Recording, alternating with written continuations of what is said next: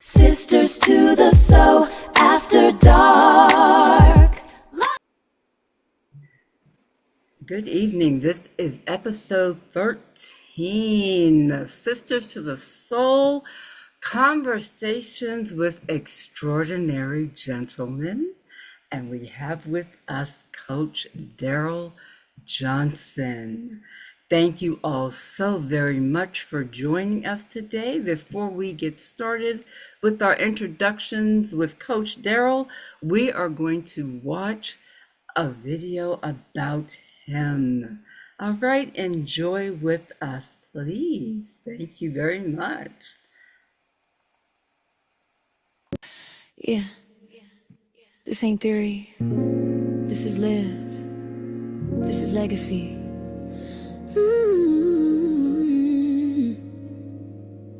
Sisters to the soul after dark.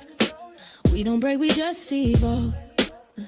Build through it, yeah, we build through it. If we walked it, we can talk it, now we give it to the world. We went up, yeah, we do it. Didn't quit, didn't fold, didn't bow, didn't break. Now we stand in the power, every lesson gon' make. We went through it, yeah, we built through it. Didn't quit, didn't fold, didn't bow, didn't break. Now we stand in the power, every lesson gon' make. Sisters to the soul after dark. We don't break, we just evolve. We've lived it, we've learned it, now we telling it. Every story got a jewel, let it shine, let it spark. From the set, say no. You were built for it, don't you forget. Every try you survived ain't done with you yet. There's a crown in your climb, there's a win in your way. You don't lose in this life, you just learn and elevate.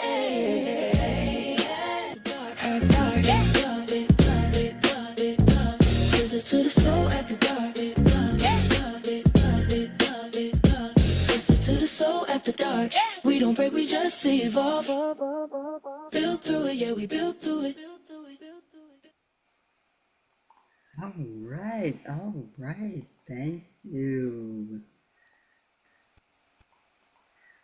Welcome, everyone. Thank you so much for joining us this evening.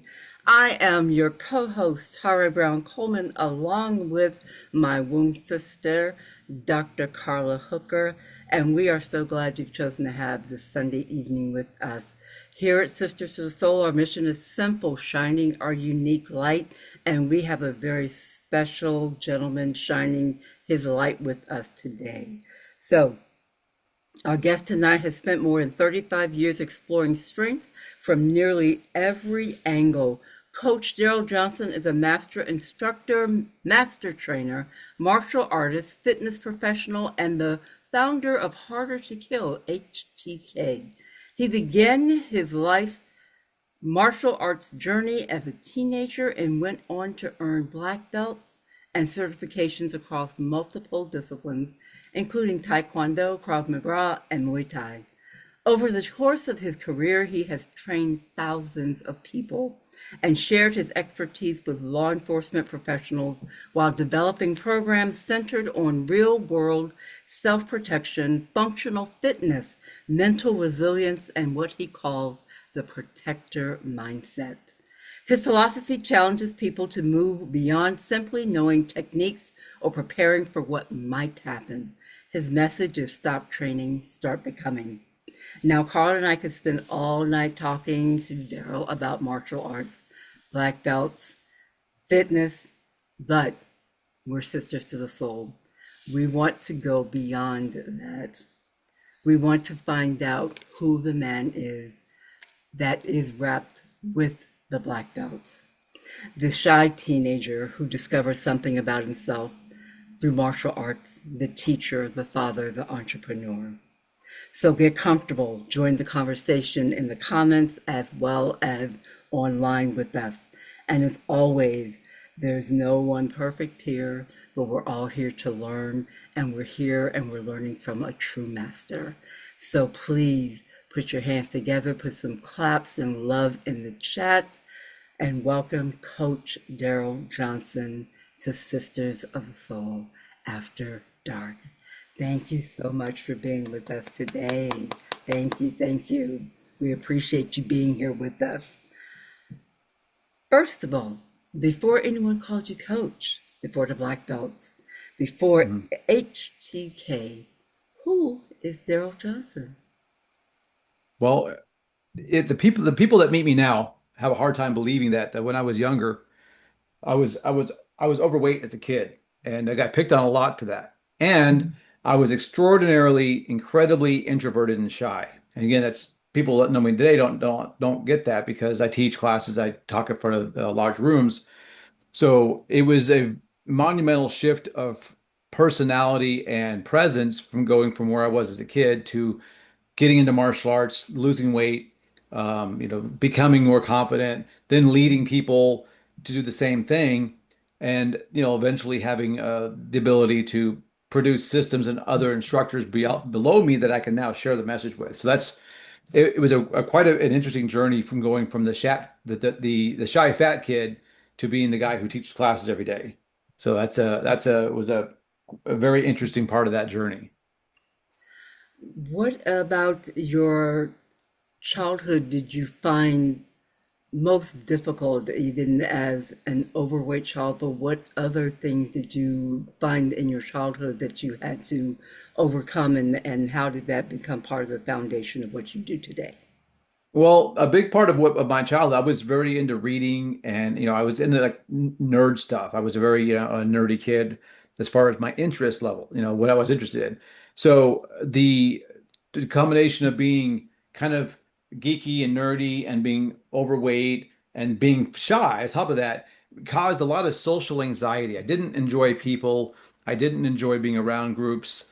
I was very happy being by myself or with a very, very small group of people that I felt comfortable with.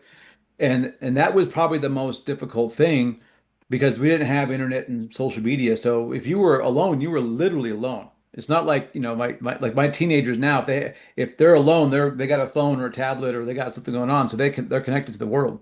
When I was a kid, it wasn't like that at all. So it wasn't, I wouldn't say it was lonely. It was isolating. I didn't have a lot of connection to other people other than a very, very small group of people that were, just as weird as I was.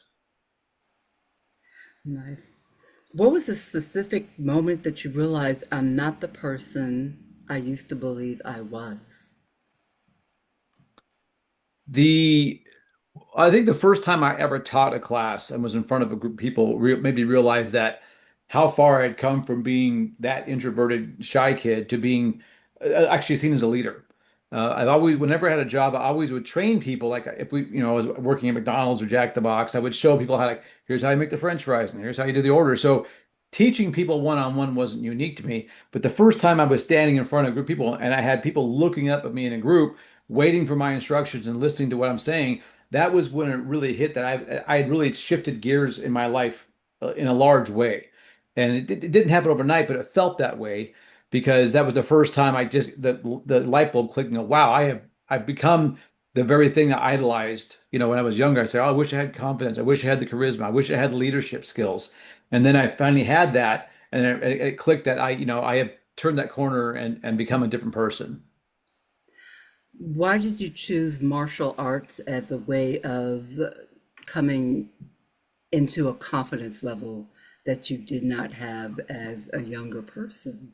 Why was that the avenue that you chose?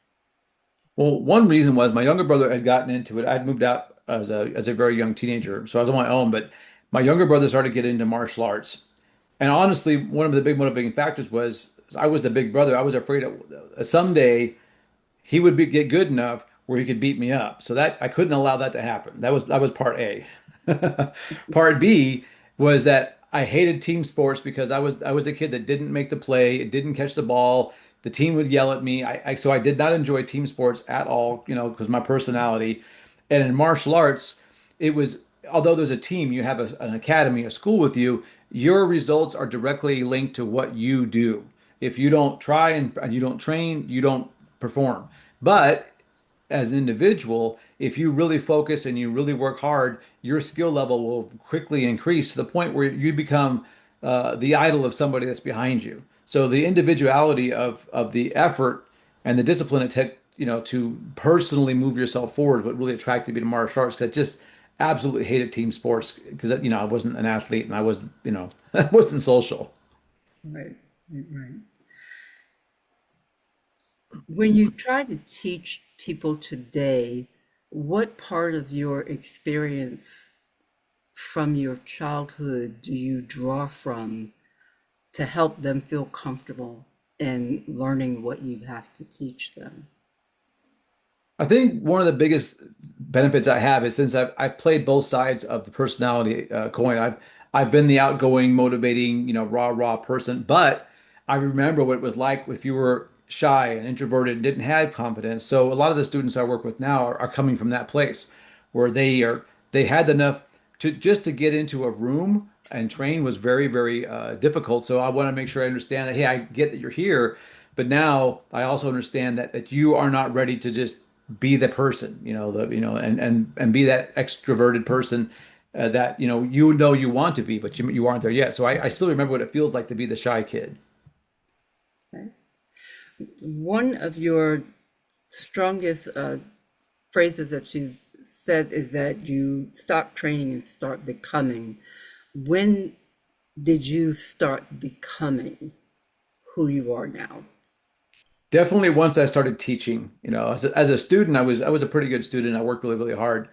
But that was all about me. And then when I started actually teaching others, then I saw the big picture like, well, not only can I still develop myself, but now I can, through role modeling, leadership, and actual instruction, I can bring people up, kind of pull them along that same path, and they could feel the same way I did. So I would say for me, teaching was when I really felt like, it wasn't about me anymore. I was becoming, a leader instead of just a student. Someone can spend years preparing for a life they never actually have the courage to live. How do you pull them from that mindset into the mindset that you have for them to be more Well, of who you have? the thing with this, and this is something I deal with a lot. A lot of people don't even have the courage to actually show up, and I get that. So what's important, and this is where there's a big divide between the way I teach women and the way I teach men is when someone says, "Hey, I want this thing. I want to be stronger. I want to be leaner. I want to be able to fight, whatever it is they want." So there's a desire to do something, and then that you need to remind them of what the problem is if they stay something. So you have a journey, you have a bridge, you have a start and you have a finish. And as a coach, one of your main jobs is to remind them that, okay, you want this thing, but to do this thing, you have to stop being this thing. You have to stop preparing and stop, fiddling around and stop reading, and studying podcasts. And you have to actually take an action step. So one of the best ways to do that is not only show them the golden, city on the hill, is remind them that how uncomfortable it is. Say there's something about where you are right now that you don't like. There's something about this place that you find uncomfortable or unpleasant, and you need to remind yourself that if you don't like that, don't get complacent with it. Push yourself to take that step along that bridge and get to that shining city on the hill, that thing that you really want to accomplish, whatever that goal might be, whether it's personal or whether it's fitness or whether it's career or goal, degree in school. You have to, as a coach, you got to kind of poke them in the butt by reminding them that if you do nothing, if you stay where you are, you will experience the same discomfort that you have been experiencing for some time. It will only get worse because now more time has gone by and you're going to start feeling regretful that you did not take the action. So that's a big part of what it is to be a coach, is to not only show them what's possible, but to remind them of what happens if no action is taken. And action is the key word here, is thinking about stuff, preparing stuff, learning stuff is great, but action is what moves you across that bridge. After more than 3 decades of teaching, and especially you talk about action, what is the thing that you understand now about human beings that you didn't understand when you first started teaching, especially when it comes to action? The thing I learned the most, and this is, I started off with teaching when I was probably like 19, 20 years old, is you have to learn that what motivates you as the person is not necessarily what motivates the person you're working with. And so again, when you start becoming a better instructor, a better leader, you start asking better questions to understand, okay, well, you want this thing, but what is it that makes you want this thing? Is it, like in martial arts, do you want to be a black belt because it's cool? Do you want to be a black belt because you want to break boards? Do you want to be a black belt because you want to fight? Or do you want that title because it symbolizes accomplishment or whatever it is? So you have to ask the right questions before you just make the assumption that you know what this person is motivated from. And that's a big thing. I think a lot of, I'm sure anybody who's a coach or a leader has made that mistake where you assume that you know what is pushing this person forward, and you're frustrated by, well, why aren't you getting this? Why aren't you getting the task done? And then the reason is because you didn't ask the questions to really draw out of them what it is that's making them want to take this step. Do you believe everyone has an inner warrior in them? Yes. What do you do to find that? What's one of the first steps that you take to find that in each person? Well, one of the first steps is similar to what I mentioned is they say they want to accomplish something, Mhm. whatever that might be. And so I started asking, well, what is it that makes you want to accomplish this? What are you feeling now that would be different than what you feel at the end point? And that will kind of draw them out and start to find out what's going to light the fire within them for them to take the steps necessary to get there. Because it might be a very challenging, journey. So if it's the harder the journey, the more motivated they have to be, and you have to find that motivation. And the inner warrior is there. There's something within every person that has enough fire that will drive them forward to reaching a goal. And again, it's different for every person. You can't just make the assumption it's going to be the same. So that's asking the right questions and finding out what triggers them and what is the fire within them is going to find that warrior spirit. The physical part, you said it starts with the mindset. So once they decide what it is that they want to do, what building of the physical part helps them to reach what their mind now has set for them to do? Motivation follows action. And this is the problem with preparing and thinking and training is once you start taking action, then the mindset kicks in. I have a concept called MASTAR, which is minimum action step to achieve results. And this is where a lot of coaches screw up. They're like, hey, hey Jesse, you want to do this thing? I need you to do X, Y, Z and A, B, C and one, two, three. Like, oh, that's so much stuff. That's so hard. So what I try to do is I want the first step they take to be so small and so easy that it's almost a no-brainer for them to take that step. So, but there's going to be a measurable result in that. Maybe they're trying to do a push-up, and they can't do one. So, but they could do half of one today, and tomorrow they can do a little more than half. But it has to be a measurable action step that achieves an actual result. If you talk about too much theoretical and too much, metaphysical, that's cool. But if it's not measurable, if there's not something that they can look at and go, wow, I achieved something, and it might be something very small, and that's okay, then you have started on the journey. The journey of 1,000 miles begins with a single step. And you make that first step so small and so easy and so clearly understood that there's no excuse for them not to do it. You talk about living fearlessly. What do you believe that truly makes a person fearless, and does that actually exist if you believe that exists? Well, when I say living a fearless life, it means it doesn't mean you don't feel fear. It just means you don't let it, paralyze you. And you do that because by figuring out what is causing you anxiety and fear, and then specifically addressing how to solve the problems. And in my experience, most people, and this is a generalization to a certain extent, most people would rather complain about problems than actually do something about them. And sometimes if they solve the problem, their identity changes. So now they have to look at the world in a different way. Like, well, I used to be the person. Oh, I didn't like to drive because driving made me anxious. Well, then they get comfortable. Well, now they can't be that person anymore. Now they can't be. Well, I don't want to drive because it's just my thing. Now they have to be somebody else, which is good if as long as it's moving in the positive direction.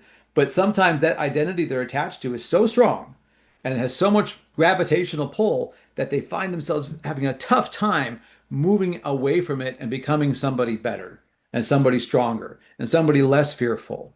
And so the fearless life is about I go through life and I don't let it paralyze myself. I take action. I live normally. I'm worried about, if I go downtown, there's some scary stuff sometimes. I just don't let it paralyze me because I have taken steps to make sure that things that bother me are solvable. Have you ever had a fear in your personal life that all your physical training couldn't prepare you to face? Oh yeah. Yeah. I mean, there's no doubt that if 10 guys jump out of a minivan with rifles, there's only so much I can do to solve that problem, but I'm not going to let it paralyze me. I'll have a plan. It may not be a successful plan, but I have a plan. And that's what training comes in. Training with action is it gives you a plan. And again, no plan is foolproof and all plans have holes, but most people have no idea what to do, especially when it comes to their physical self-protection. They just hope on the good graces of society that nobody will victimize them. And that's a hope is a powerful force. Hope is a terrible plan. What's one fear you've conquered, and what's one you're still working on? I used to fear public speaking. I was so paralyzed. I remember when I was a kid, I got talked into doing a school play, and I had exactly one line in the school play, one line, and something about peanut butter. I don't remember what it was. And when it came to be my turn to get on stage, I was that one line. I was so paralyzed by stage fright, I couldn't even talk it, and the teacher had to like yell the line from behind me, and then I had to leave the stage for my scene. So that was a paralyzing fear I had was public speaking, and now I do it all the time. And the a fear that I still have is a fear that I'm gonna make a client make it something too complicated, and they're going to be afraid to take the action because they feel like they can't do it. So that's why I'm constantly trying to shave down the complexity of whatever I teach to make sure that I can make it as approachable for as many people as really want to do it. And that's so it's I would say it's more of a concern than a fear, but there's been times where I work with somebody and they don't get it, and it's like, well, what did I do? How could I have made it easier? Because they had the triggers, they wanted the result, but they didn't follow through, and because I didn't connect with them in a way where that made sense for them. Mhm. You talk about becoming a protector, especially with men Mhm. who are successful providers. What do you believe modern men have misunderstood about the difference between providing and protecting? Well, the main driver, because our society, American society, is relatively safe. We don't have marauding, rival tribes coming through on horseback and snatching up the women and killing the kids. That doesn't happen to us.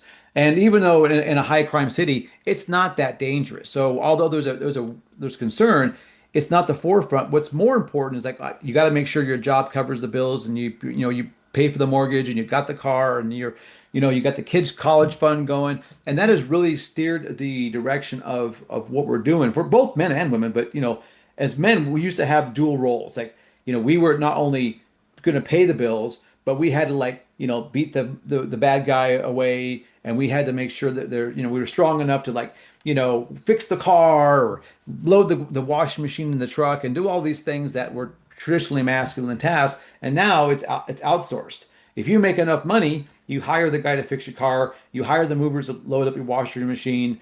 You hire if you really you hire a security company to have cameras on your house, and you kind of like abdicate the protector role. And I think that's a big mistake for two reasons. One is it's still needed, and two, the the software is still running the same as it was 10,000, 100,000, 20,000 years ago. You can't just turn it off in two generations. So you have this a lot of guys they start losing their sense of self because like, well, I pay the bills, but my wife doesn't respect me, or I have all this stuff, but I can't see my belt buckle because I've got too much of a belly. And it's like they start feeling like they're missing something. And we weren't designed to be soft, weak, creatures that are just paying somebody else to do all our stuff for us. Can we do that? Sure. Is that what we were designed to do? Absolutely not. So whether you believe the design was organically achieved or through some higher being putting it in you, there's a purpose that needs to be served. And one part is to take care of your family. Make sure they have resources. That's the money side. The other part is to make sure they feel safe. That if something goes wrong, there is somebody that's going to watch out for me. If I'm if you're a wife, if you're a child, or let's say your parents are with you, you have elderly parents with you. They now rely on you for protection. That's an important part of our psyche. And even if you're a woman, you have to protect the kids or maybe your sister or your cousins or whatever. There's a part of us that's wired to be protectors, and we have outsourced it so much that people lose touch with that. And I think they lose touch with part of who they actually are. Especially if you're a guy, because we're definitely wired for that. And a lot of men just lose touch of that and they don't take any effort. They're out of shape. They don't know how to solve problems of violence. And then, they have a crisis. They get anxiety over silly things because they haven't been programmed to deal with difficult stuff that challenges them. And that's, it's exercise. It's like if you build your body up with exercise to be stronger and handle, colds and flus, you build your mind up to handle anxiety and conflict. So those who have weaknesses in those areas, how does this program, the training that you do, how does that help with the entirety of what they're dealing with, as well the physical as well as the mental? How does that work? A big part of what we do in the training, especially with working with guys who aren't, your ag, if somebody shows up for class and they're in good shape and ready to go, that's a little bit of a different spiel. If someone comes and goes, hey, coach, I haven't worked out in 15 years. I'm 35 pounds overweight. My heart, I have heart disease. I got diabetes, all these problems. One of the things I want them to get is we have to work on the breathing. We have to work on gradually increasing the resistance of what we do in class. So in Krav Maga, for example, so now I've trained MMA fighters and I've trained kickboxers to compete, but in Krav Maga it's a little bit different. I'm training the average person to be able to defend themselves. And one of the things that we do is we learn a move or you learn a technique, and then we gradually increase the pressure. So maybe I have you do it with your eyes closed. Maybe I turn the lights off. Maybe I have somebody push you first so you're off balance, and then you have to do your defense. Now it doesn't, we don't do that from day one, but we gradually increase the mental pressure along with the physical. I know a lot of guys who are in great shape. They've got the abs, they got the guns, and but they don't have they've never been challenged in the way to handle crisis. They can handle, being sore from a workout, but you got to, you wake up one morning, you go to work and you find out your company's downsizing and now you're out of work. That's a crisis. You come home and you find out your significant other has packed everything up and left, and now you're alone. That's a crisis. You get in a car accident and you break your leg, and now you're out of. That's a crisis. And most people that I work with on that side, they've never really they've not experienced crises, or they've had them and they just shut down mentally. They didn't have the skill set and the tools to get through that. And that's part of what we do. So it's not just about being strong and looking in shape and learning how to punch somebody. It's about understanding that when crisis occurs, I don't want crisis to turn into trauma. Crisis is bad enough. We don't need to make it worse by having a poor, coping mechanism where then it destroys your mind, and now you're just, you have all this mental injury that might take years before you get over it. So I want to solve that problem before it gets there. So we just like we build our muscles to be prepared to lift a refrigerator, I want the mindset to be prepared to handle a crisis, which is inevitable. Now, which form it takes, I don't know. Or losing a loved one, that's a crisis. So, but a lot of people are poorly prepared for that. So that's part of what we do. So someone whose identity has been connected to physical capability for decades, what does aging require as far as still being able to protect? Well, that's a great question because I actually right now I have one of my discs is severely degenerated, and I have a lack of cartilage in my hip, so it causes me a lot of discomfort, and there's a lot of movements that I'm just not able to do. I'm still mobile and I can still train, but it's very different than when I was 24, or 34 or 44, and that is a reality that I'm facing. That when I deal with people who have the same kind of thing, I can get that. Like there's going to be limitations on what you can do physically because you have a back issue or you have a hip or a bad knee or whatever it is. So for me personally, it's a problem right now because it really limits the things in my head. I can still do all these movements. I can feel what it's like to do these movements, but my body's like, no, not today. So, so I have to find ways around that. And as an instructor, I have to get very creative sometimes on how well I can articulate how to do the movement without being able to necessarily show them 100%. And that's a challenge that I think most people as they get older will face in some form or another, whether it's maybe you have your COPD, or you have a bad back or a knee, or diabetes or arthritis or something else going on, most of us will experience some kind of a physical limitation at some point along the journey. Yeah.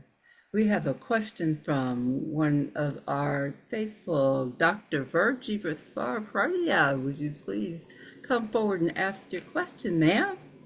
Yes, hi. Sorry, I Hi. was a little late. I missed your introduction, but as you're talking, I'm so focused on your shirt, I have to get this out my head. Lead from the front. What does that Yes. mean to you, and what should it mean to me? What it means is like do the work. If you're gonna talk the talk, walk the walk. And like we just mentioned, physically it may not be possible, but if you're asking people to dig down deep and push through uncomfortable times and uncomfortable situations, you should be willing to do it yourself, and you do it through demonstration. I think we all have in our mind somebody who was a leadership figure of some kind, academic, physical, whatever, that they were preaching something, but they didn't walk that walk, and the hypocrisy makes it distasteful. So I'm a big believer in walking the walk. So if you're going to tell someone to get up early and do X, Y, Z, you should be able to get up early and do X, Y, Z. Or stay late, or learn, or do an extra class, or learn. This is important to me. So I don't ever ask anybody to do something that I'm not willing to do myself.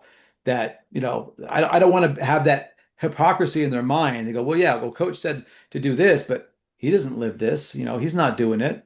So leading from the front to me is a key part of what we do in protocol and in our Krav Maga program.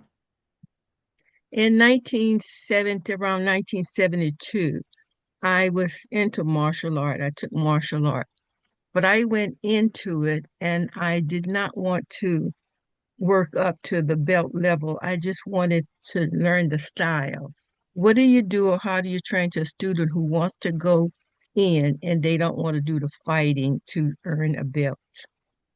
If they don't Have want you to had earn the that rank, situation? yeah, Okay. yeah, that happens occasionally. So the belt levels, the rank levels are designed mostly for setting goals. So I know I have a curriculum I need to get to, and I have students who like I just want to train, and that's fine. The challenge that creates in a group class is now I have people doing different things. So I have track A, these guys are doing this, and track B is doing something else. So I do have clients that come on to go, I don't care about the ranks, the belts. I just want to learn this. Or I get this a lot, especially from women. They go, coach, I had this situation. Here's what happened to me. Blah, blah, blah, blah, X, Y, Z. I go, what should I do if that happens to me again? So I get a lot of scenario specific things like, or I'm a bank teller, or I'm a cocktail waitress. And I'm not worried about this thing, but this kind of thing is something I need to worry about specifically. So I definitely customize programs for people who have a specific need, or they don't care about levels and belts, and that's totally fine. Like, as we mentioned earlier, you get to ask questions and find what it is that's motivating that person. And if you make the assumption that their motivation is the same as yours, then you're going to have a disconnect between coach and client. Thank you. You built programs and trained instructors and taught thousands of people, and you have a philosophy called harder to kill. Mhm. What business names and programs, when they're removed, what's the real mission behind that name? Why did you choose that? So So the harder to kill, there was a guy, I don't remember where it came from, that he goes basically strong people are more useful in general and harder to kill. And I go, that's pretty clever. So it doesn't mean that, you're an impossible killer. You're not mortal, but every day when you're training, whether it's again mental or physical, I go, what can I do to make my presence on earth more powerful? So it doesn't necessarily mean that if I get stabbed, I don't bleed out. It's like I want to make not only my physical body harder to kill, through self-defense and fitness, but I want to make the legacy that I create by having students, training the children, working with your coworkers and your brothers and your sisters. I want to make that legacy harder to kill too, so that when you're gone, and we're all going to be gone someday, there is something left of you that remains, something that was important, something that's memorable, and so the harder to kill is it works for on the spiritual plane as well as the physical plane. I love that. So, what is your legacy that you want to leave as far as what you do is training your students and having them go forth and be able to live successful lives? What is that legacy that you want them to remember? I want them to have a before and after, of like, okay, I was somebody at this point. I trained with Coach Johnson for a week, a year, 10 years, and I was able to become somebody different, somebody I liked better. I was in better shape. I had better confidence. I was able to protect my family. I was able to get through a rough time. That's the legacy I want to leave, is that, after meeting me, were in a better place than they were before. We have a comment from Jason Lombardi who says, I'm working on it harder to kill within myself and others like that. So, yes, that's definitely a good philosophy because it's not just you won't physically pass away, but other ways Right. of life I mean, that you, we can't stop that. yeah, Eventually, it's going to can't happen. stop that. Once you figure that out, let me know because I will be the first one there. That's Um, right. I'm going to step aside for just a second and let my co-host, my beautiful Dr. Carla, who I'm glad she's still recuperating and convalescing, that she is with us tonight, and have her ask you a couple of questions if she has some. If not, I have more. Absolutely. Dr. Virgie asked one of my questions I was going to hit Daryl with. Sure. I thank her for helping co-host tonight. I love we all love Dr. Virgie after the show. My question, Daryl, formally, because of course I can be a little lighter for a moment. Bruce Lee, Mhm. Steven Seagal, Chuck Norris, Hong Kong Fooey. Who's the baddest of them all, or who's the best out of all of those? And what different styles were those that we were watching? I'm curious. Okay. So Bruce Lee was started up in Wing Chun Kung Fu, developed a system called Jeet Kune Do, which melded several styles of martial arts, and his core was still Jeet Kune Do, which is a Southern Chinese kung fu style, very hand oriented, not as flashy as like when you see the big guys doing the spinning kicks. Although he could do that too, he was a phenomenal athlete and dedicated to his craft. So Bruce Lee was legit. A very small guy. So that was a thing. Steven Seagal has legit basic skills, but besides being kind of a dirtbag as a human being, he's not that great. He's good. He's not bad. Chuck Norris, wonderful human being. Guys did so much charity stuff. His style was originally called Tong Sudo, which was it's a Korean style, very similar to Taekwondo, virtually identical. Although the Taekwondo guys would and Tong Sudo guys love to argue about how different it is. It's the same thing. But he went on to learn jujitsu and all the other styles. So I mean, he just passed was last year, and he was a phenomenal athlete, great human being, real philanthropist. On top of being not the greatest actor, but an engaging character. And Hong Kong Phooey, I loved that show when I was a kid, and it was only I think only ran for like 2 or 3 years, but whenever it came on, I loved that show. So that was a skill wise pretty questionable, but definitely entertaining to say the least. So, but the thing problem with Bruce Lee is he died at age 32, so we don't even really know what he could have become as an artist. But as an instructor, he's phenomenal. He still leaves a legacy today. One of my best friends in the martial arts is a guy named Paul Vunak. Paul Vunak was a student with Dan Inosanto, who was one of Bruce Lee's number one students. So and I'm a instructor in his style as well. So the legacy he left is, I mean, he died 53 years ago, and we still talk about him as if he was on screen yesterday.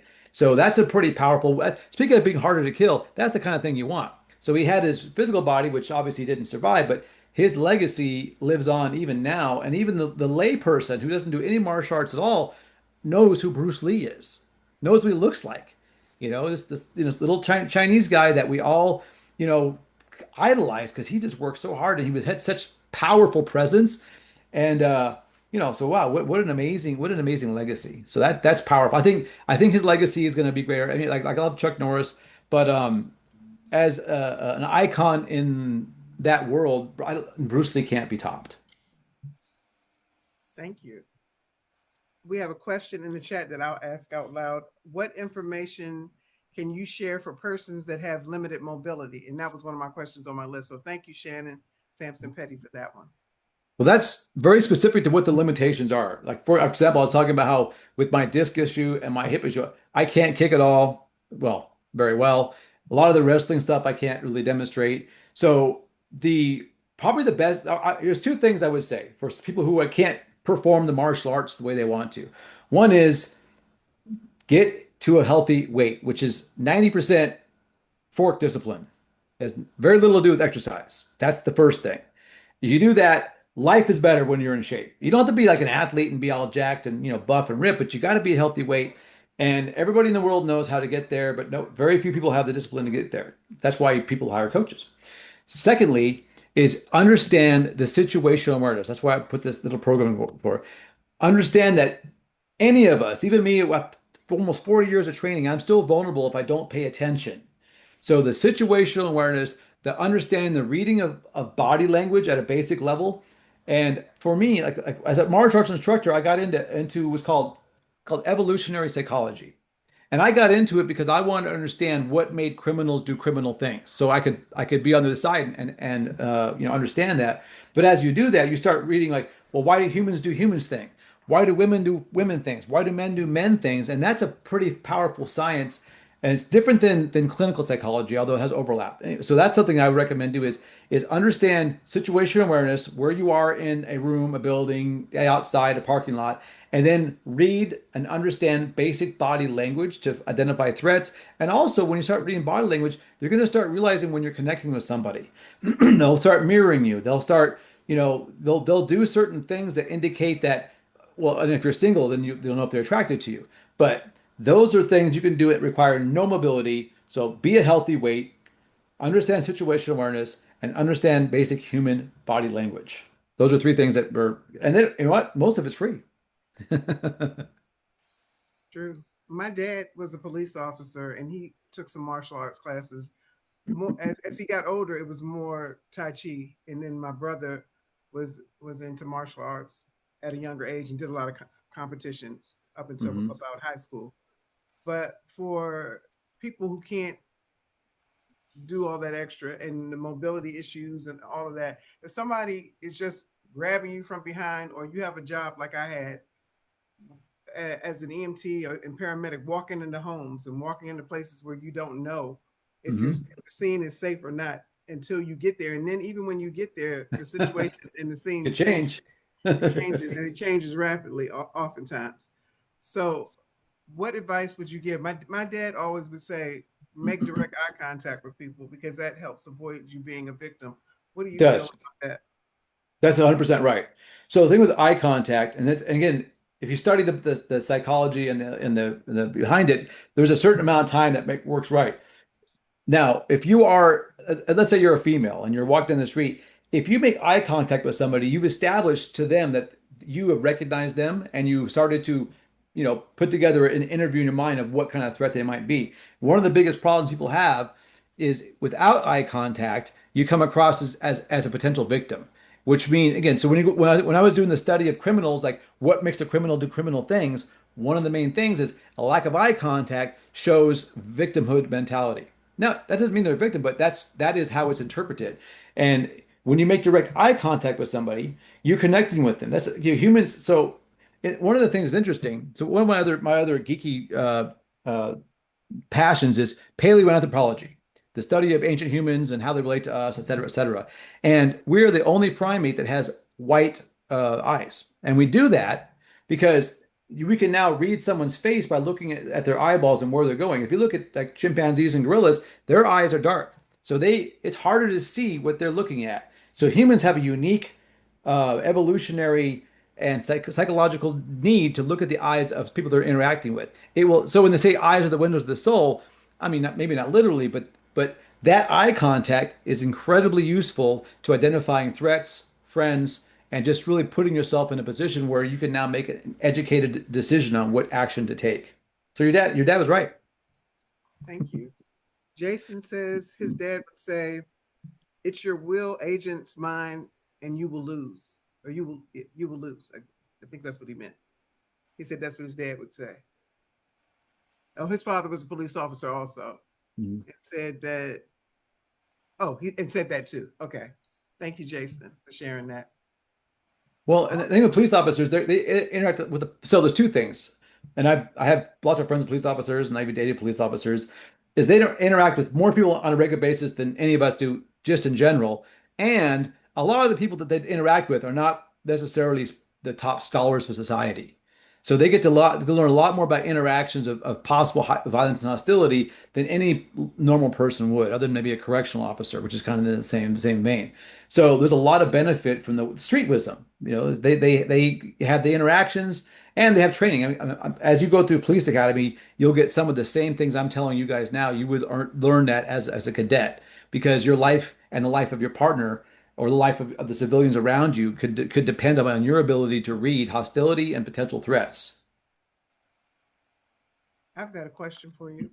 What I got an about answer. good? What about in work settings like the emergency room? Again, I was a paramedic. I've been in the emergency rooms where you have mental health patients. Hmm. And there's security, but usually for some reason they always end up on the other side of the hospital or on another floor when there's a situation. How can you try to get that de-escalated, especially when things can turn really dangerous really fast? And I've seen all kinds of situations like that. Yeah, I've worked with a lot of EMTs, paramedics, and doctors who have had this, and teachers who work in like alternative schools. This is a big thing because you can't just, not every situation needs to be a duke out fight. And it's very challenging, especially for women who are already behind the curve when it comes to size and strength.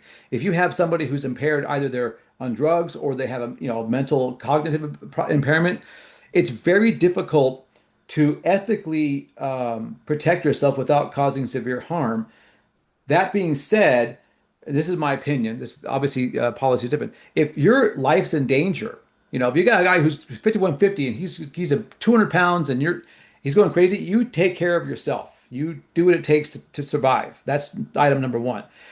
I teach a lot of. I have two online courses on what I call CRC, which is control, restraint, and compliance, which is what I teach law enforcement and security, and also if you work with children, because if you have a 12-year-old who's maybe autistic and they don't have the same cognitive ability and impulse control as someone does, there's ways that you have to physically restrain them that don't cause permanent harm. So that's a whole segment that I teach.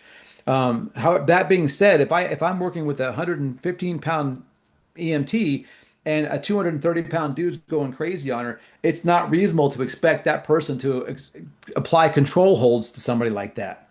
And again, policies are going to vary from department to department and workplace to workplace.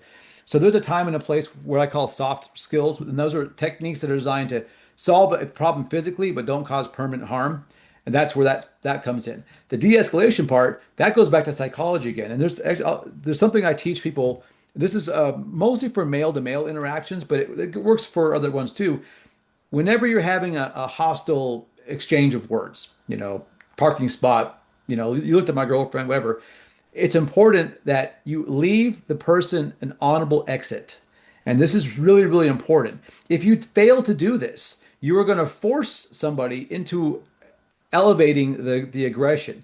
So if I have an argument with somebody and I choose to take the path of like, well, I'm going to insult this person and I'm going to make them look bad in front of their friends, even if that person didn't really want to fight, I've kind of backed them into a corner because now the ego is involved. And I put them in a position where the only way they can honorably exit that exchange is by physical violence. And they might get their butt kicked, but now that's the only option I've left them.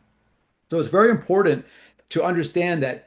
So you have a level of aggression and emotion in a conversation. You don't want to be the one that's moving it up the ladder. Okay? You want to be the one that's bringing it down the ladder. That doesn't mean you let them physically abuse you, but if you try to meet matching aggression with matching aggression, it's only going to end one way, and that's with violence. And violence, even if I'm a skilled fighter, which I am, there's an unpredictability. If I have to go hands-on with somebody, I don't know their skill set. I don't know the environment. Maybe there's floor slippery. I don't know if they're armed. They might pull a knife out of their pocket and stab me with it. So violence outside the context of regulated sports is always a really bad idea, even if you're competent. And this is an important distinction for young men. If you older guys usually get this, but young guys are like, well, this guy disrespected me. Like, that's not the reason to go hands on with somebody because you don't know what the results are going to be. We had a situation recently where two kids got into an argument. One got stabbed to death over something stupid. It didn't have to be that way because you had this escalation of aggression. And there's, if you don't leave the honorable exit, you're only going to end with violence. Thank you. Oh, our time is winding down. Before I ask another question, I want to make sure there's not a guest out there in the audience who has a question or a comment for you. We usually give them an opportunity to ask. Sure. Don't be shy. And if I'm missing somebody's hand, just come on up.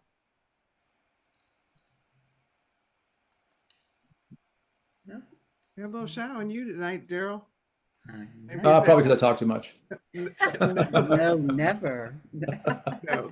Well, I always like to ask because I'm a more childlike person, and you know me from San Diego, and you and I Yes, have done business together.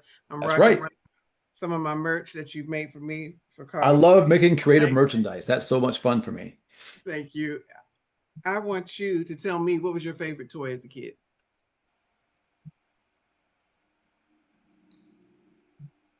It probably would have been the X-Wing fighter. I had an X-Wing fighter from Star Wars. And it was hard because we didn't have any money growing up. So I think I bartered some of my friends for it.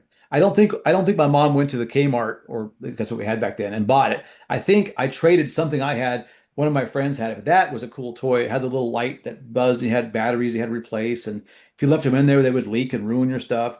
So I was a very typical boy. I like, cars and building models and but that was probably one of my favorite toys. Yeah, that's in the top 10 for sure. I always ask because usually the childhood favorite toy has a correlation to whatever you're doing as an adult. And I watch how Yeah, your well, it was questions a machine for war, so I guess there's that. are like that. I also love to ask people, what pack of crayons did you have? Did you have the 8 pack? Did you have the 16? Did you have the 32? Or did you have the 64? Well, we finally graduated to the 64 with a sharpener in the back. Those are some good times right there. That's a big deal. Because You even if you broke graduated, that sucker, you can resharpen that bad boy and get new crayons out of it. right? Who was your most challenging student and why? I've had a couple of young men that I've had to remove from the academy because they didn't have impulse control, so I couldn't continue to train them. Um, that a couple of times that's happened where I've had a teenage boy where they can't keep it together, and I go, hey man, I can't teach you how to do moves that will hurt other people when you show me you don't have the impulse control to restrain yourself from using physical violence when you get angry.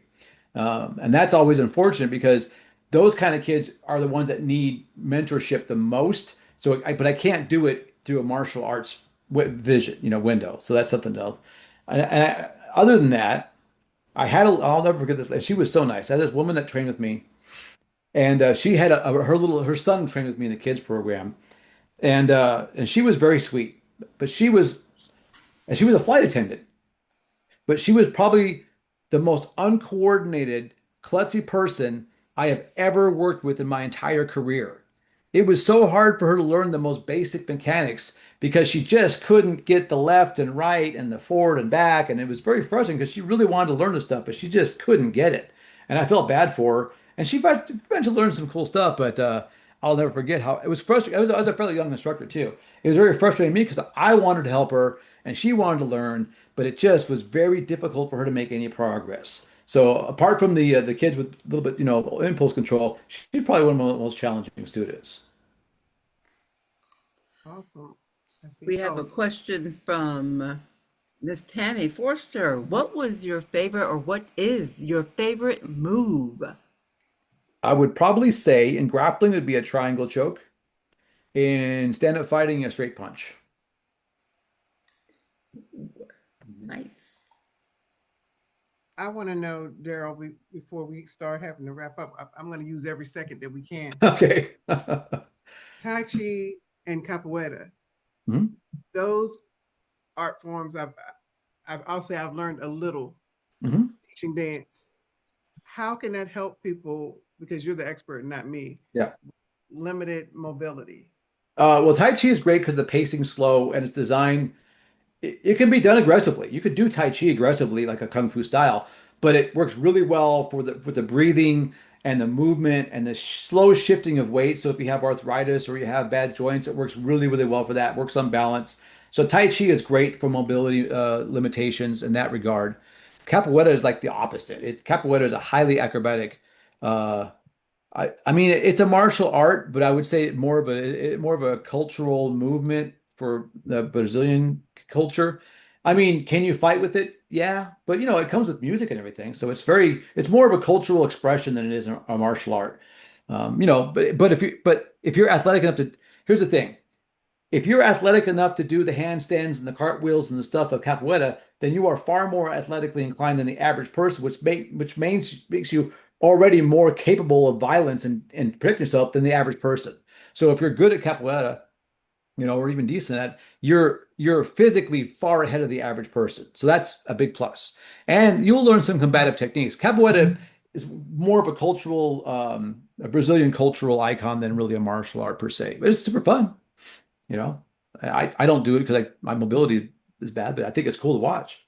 I did it about 30 years ago when we had to Yeah, teach. 30 years ago I might have pulled it Yeah, off.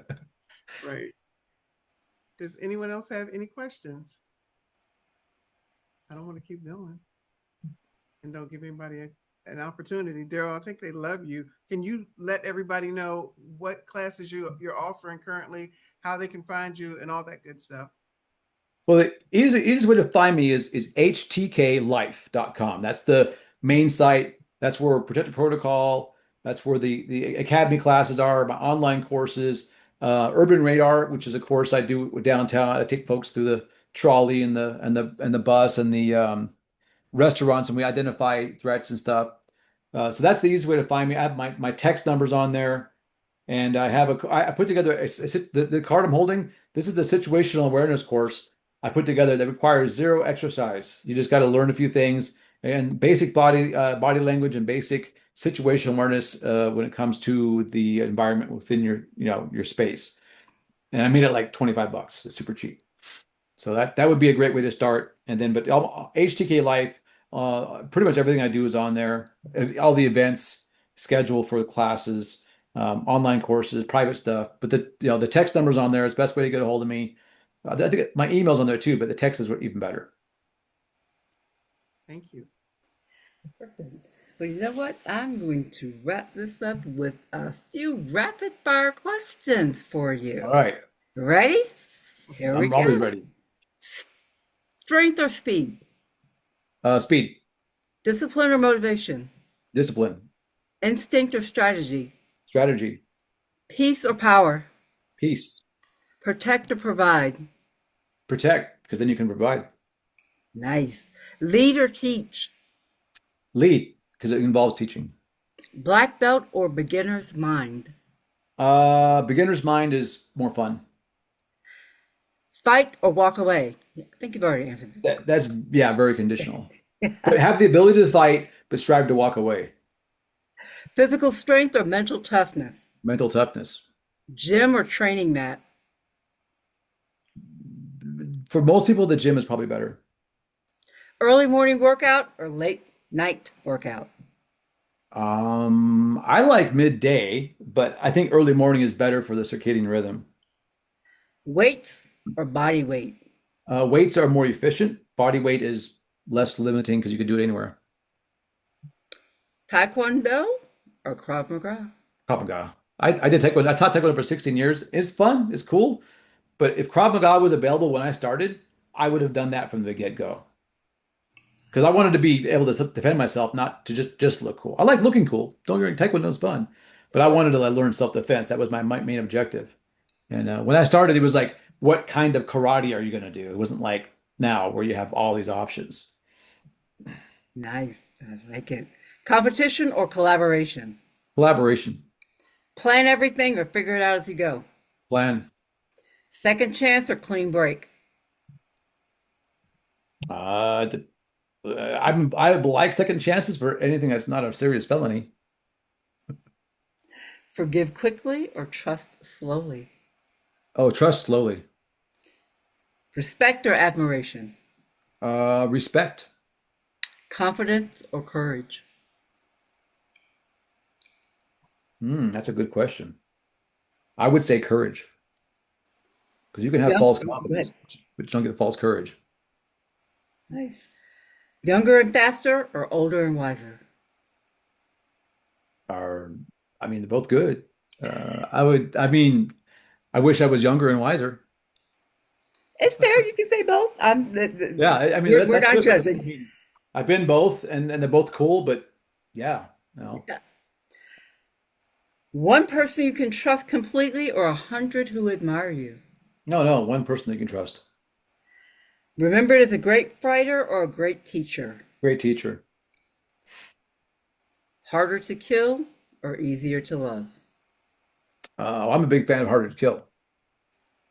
Finish the sentence. A real protector always.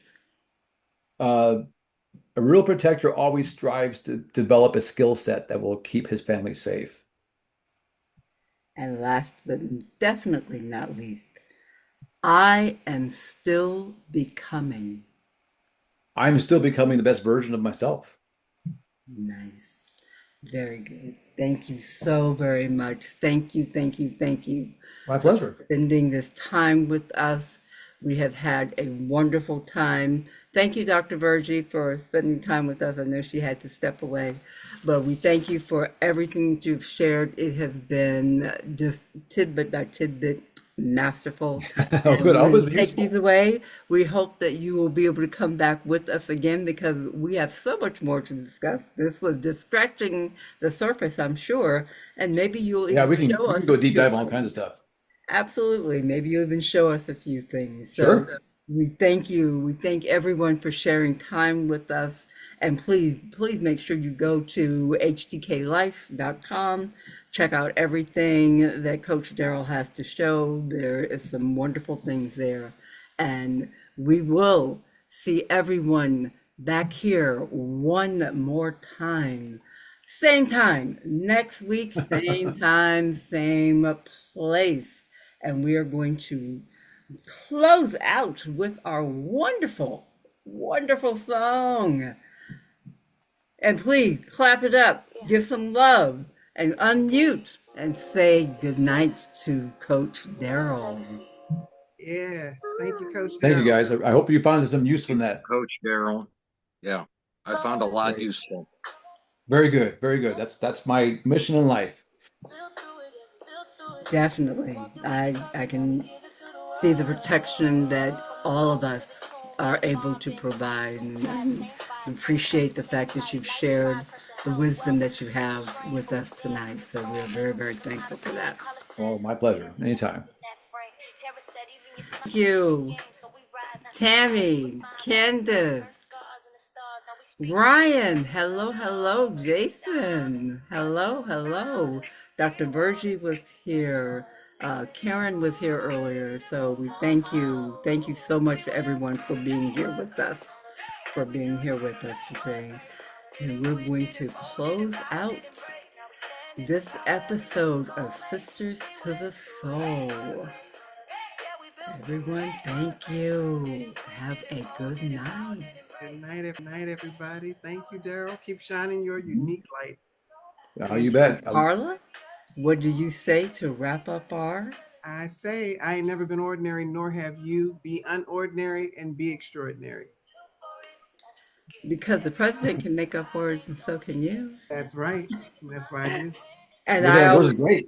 It's awesome. Thank and you. I always say always Unordinary. smile because you need to stay motivated instead of lessening your expectations. So you Mhm. always do things with the intention of making your goal. Good night, Good everyone. night. Got to get some more merch, Darrell. Bring it on. And Scissors to the soul after dark. Scissors to the soul after dark. We don't break, we just evolve. Build through it.